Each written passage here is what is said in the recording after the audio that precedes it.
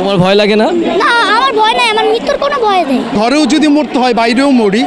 TV বা পুলিশের আর্মিদের কাছে বলবো যে গুলি কর, আমাকে গুলি কর। বাবা, আজকে যে তুমি এই আন্দোলনে এসেছো, কেন এসেছো? কেন আমি আন্দোলনের বিচার পেতে আসছি। কার বিচার যেতে? যারা অকারণে শহীদ হয়েছে, অকারণে শহীদ হয়েছে যারা। এখন তুমি কি চাও? এখন আমি চাই প্রতিবাদ।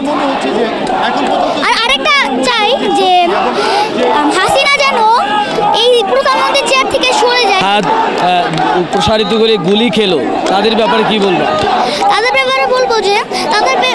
ব্যাপারে বলবো যে দোয়া করি যারা যেন জান্নাতবাসী হন।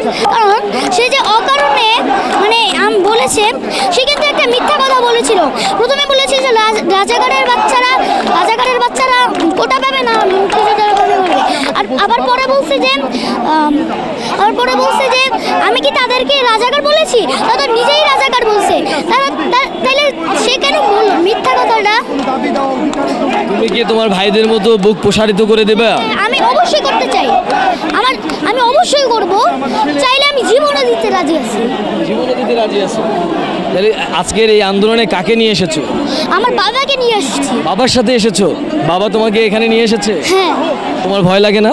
না, আমার ভয় নাই, আমার মৃত্যুর কোনো ভয় নেই। কেন ভয় নাই? কারণ যেই ভাইয়েরা আমাদের ভবিষ্যৎ চিনে, মানে ইয়া করে যে শহীদ হয়েছেন, তাদের জন্য আমরাও জীবন দিতে পারি না।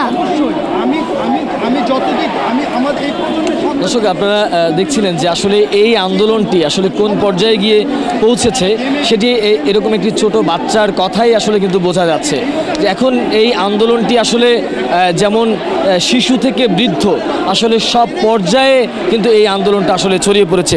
আমরা একটু এই যে শিশুটিকে এই আন্দোলনে নিয়ে এসেছেন তারই পিতা, আমরা একটু তার পিতার মুখ থেকেই শুনবো যে আসলে তার সন্তানকে নিয়ে এই আন্দোলনে যোগ দেওয়ার কারণটা কি। আচ্ছা, আপনি তো আপনার সন্তানকে নিয়ে এই আন্দোলনে এসেছেন, আসলে এতটুকু বাচ্চাকে নিয়ে আসলে আন্দোলনে আসার কারণ? আচ্ছা, মূলত এর কারণটা হচ্ছে আমরা তো ঘরেও সেফ না, সুতরাং ঘরেও যদি মরতে হয় বাইরেও মরি, সেই চিন্তা থেকে। আর আরেকটা ব্যাপার হচ্ছে, আমার ছেলে যখন রংপুরে আবু সাইদ শহীদ হন, তখন ওই ভিডিওটা দেখে সারা রাত কান্না করেছে আর বসে এই ছেলেটাকে কেন মারছে। তখন আমি তাকে বুঝাইছি, বুঝানোর পর সে আমাকে বললো, বাবা এই আন্দোলনে যখনই মিছিল হবে তুমি আমাকে নিয়ে যাবা। আমি বললাম যে যদি কোনো সমস্যা হয় তুমি কি ভয় পাও? সে বলছে, কি বলছো? আমি মৃত্যুর কোনো ভয় পাই না। ও মৃত্যুকে ভয় পায় না। আর টিভি বা পুলিশের আর্মিদের কাছে বলবো যে গুলি কর, আমাকে গুলি কর।